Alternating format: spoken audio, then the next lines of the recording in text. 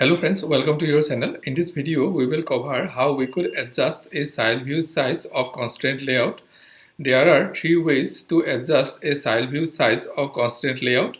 We could give fixed width and height to the child view, or we could use wrap content in the child view, or we could use constraint layout specific match constraint.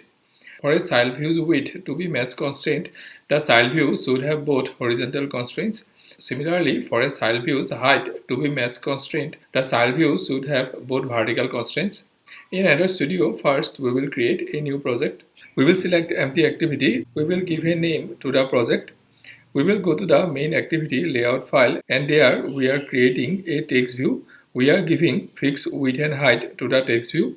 Now we are changing the text view's layout width and layout height to wrap content.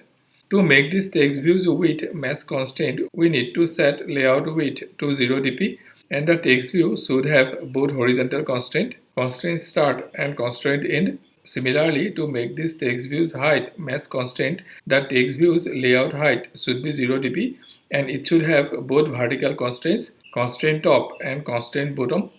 When we set a child view's height to be match constraint, then the child view's height is the full height of the vertical constraints.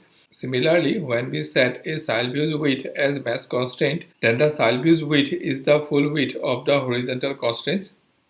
Thank you for watching this video. I keep uploading videos like this regularly. If you like this video, please subscribe to the channel and like, share and comment in the video.